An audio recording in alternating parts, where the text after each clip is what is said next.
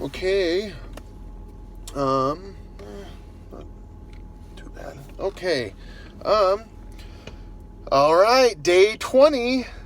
Dude, 20 days clean. Like, that is, that's good stuff.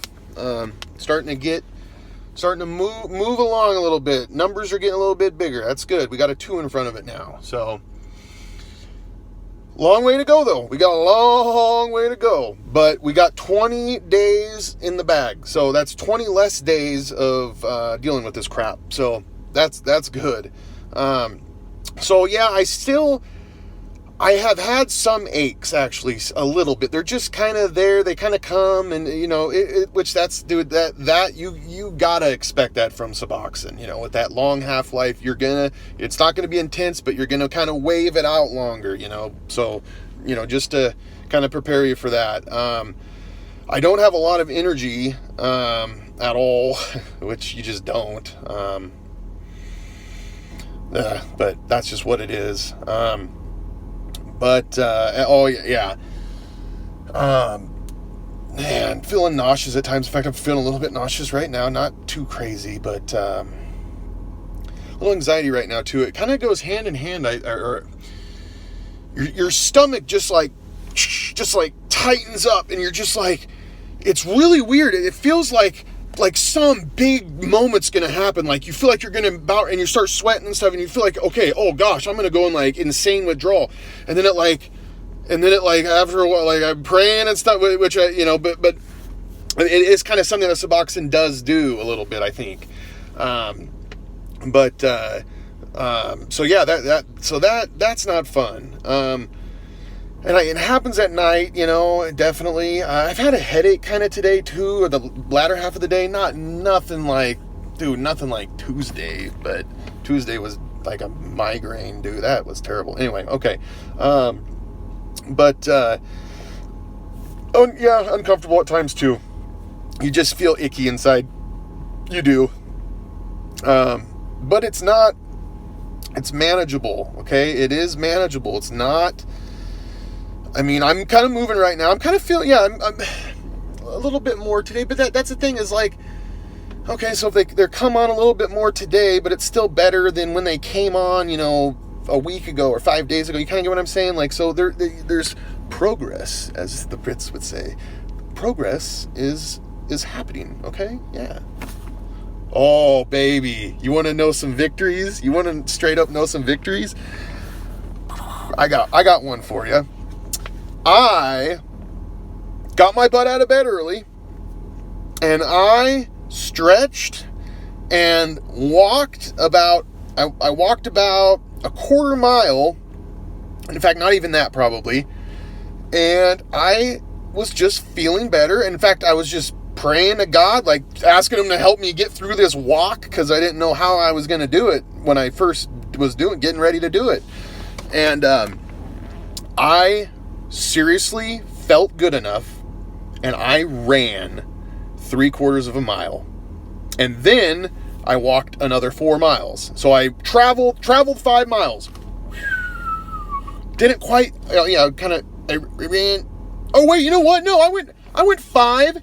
And, well, I don't know how to do 5 1/4 miles travel. That's right. I forgot about that. I had to do 1/4 mile lap just to beat my 5 mile travel, because straight up, dude, up in the ante, baby, up in the ante. You know what? If it's not beating you down, you beat it down, straight up. So, because it's got plenty of time to beat you down. Trust me, you'll see. So yeah, and something too, I did real quick. I wanted to touch on this before. I hope this video doesn't get too long, but so, okay, pink cloud syndrome, okay? Pink cloud syndrome, it's a thing. You can look it up. You can do research on it. But what pink cloud syndrome, what that is when you initially, if you're an addict, it could be of any sort. It doesn't have to be opium. It's kind of common in opium, though, too, or can be. I think other things, though, too.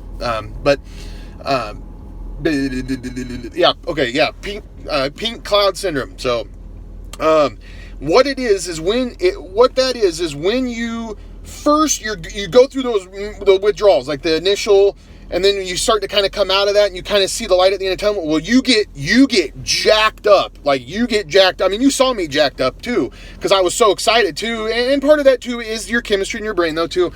But pink cloud syndrome, dude, so what happens? Yeah, how it's dangerous though. This is the thing, because you're like, wait, you feel good though, and you're high on life. You really are.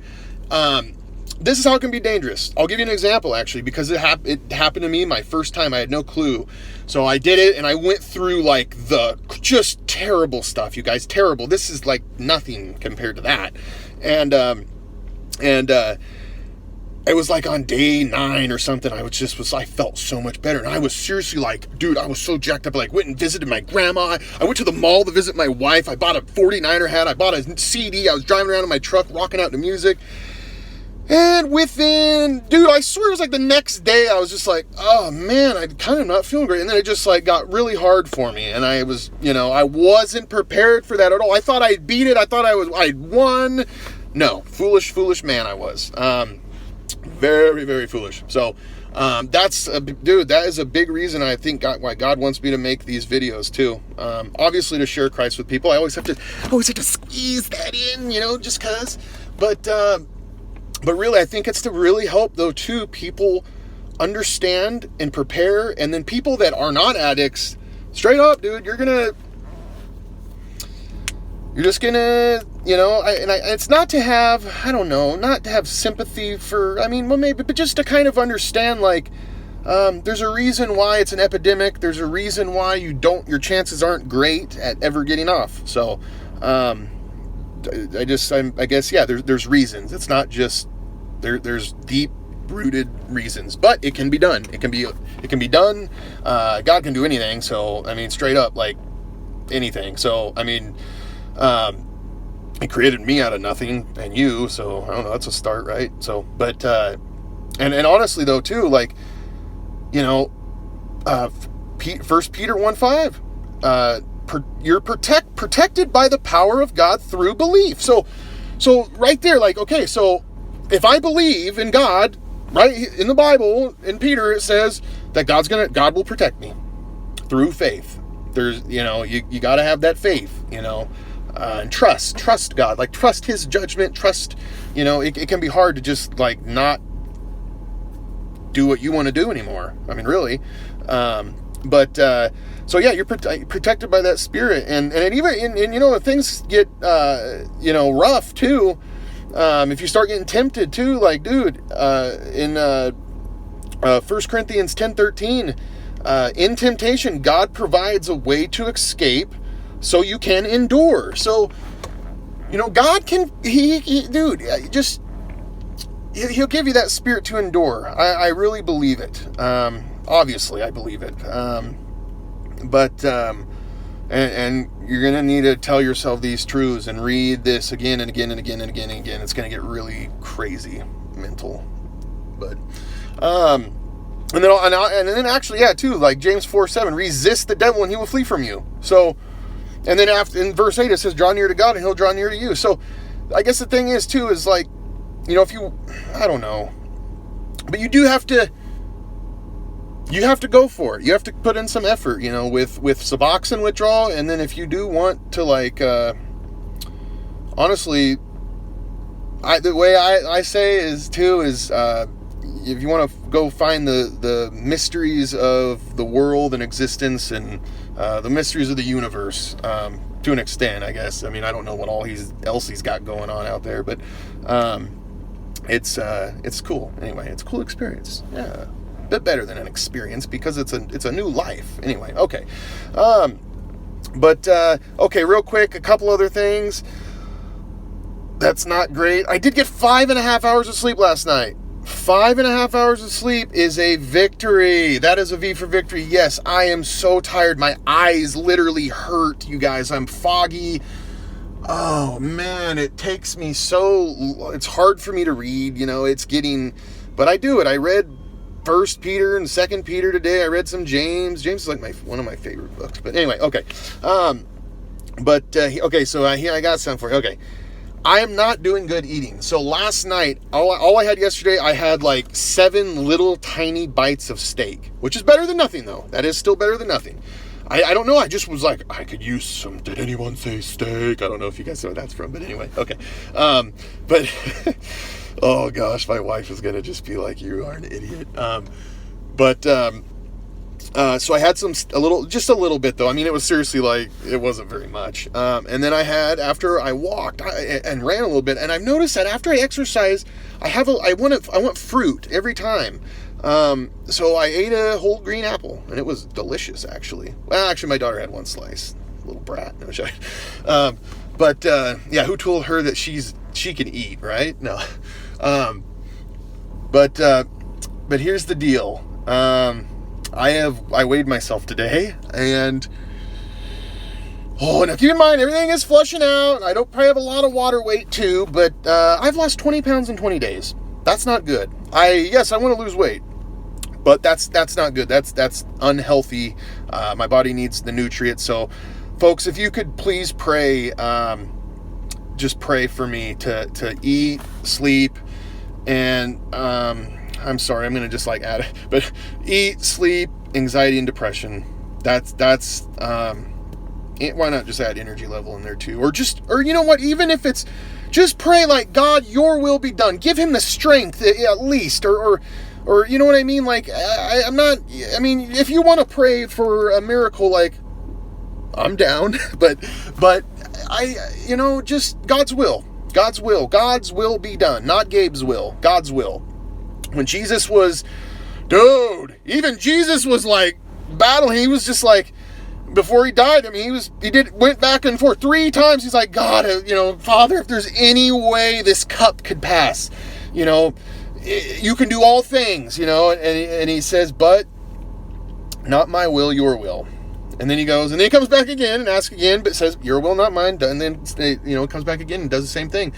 The spirit is willing, but the flesh is weak, like he said there. And that's the truth, But how great is that? We have a God that can sympathize with us. Like, literally, like, because I thought, dude, I would think about this. I'd think about, like, man, if Jesus never came, like, if it was just a God of the Old Testament, I was like, even though it's God and he could just destroy me, I was just being a little jerk. And I was like, I could argue with him and be like, you know what?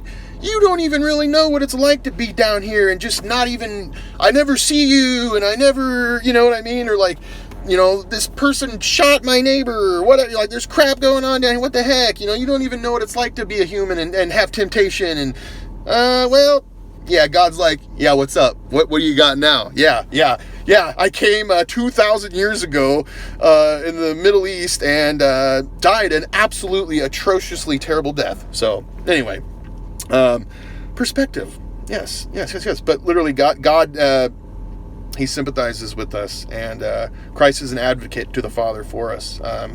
He's basically our, like, divine lawyer. Well, he's our God, but, Satan accuses, and then Jesus comes in with his briefcase and sets it down, and he's like, it's like, I don't know, Matlock or something, or I don't know, it's stupid. Matlock from heaven. Okay, sorry. All right. I think this is getting long. Okay. But seriously, I work tomorrow. Pray for me, and stay clean. Get those victories every single day, baby. Okay, we're battling the Germans right now. We're in the hedgerows. It's almost winter, and oh man, it's gonna be winter pretty soon. And once it's winter, the Battle of the Bulge, man, is gonna start, and it could be any day. Any day. I don't know. I could wake up tomorrow, and it could just be like, oh crap, here we go. But really quick, one thing about the pink cloud syndrome that I wanted to say real quick. There are rare cases where people with the pink cloud syndrome just ride it high all the way to sobriety. I mean, like, it is possible. It is rare. And it's not like you don't feel anything, but you're just so happy that you're clean. You get what I'm saying? You're just so happy and that'd be great if God would just fill me with joy and just, I could just do this. It'll be weird. It'll be weird to see the flesh and God's spirit, dude. It's gonna be crazy. Anyway, okay. Sorry for making this too long. God bless and salute.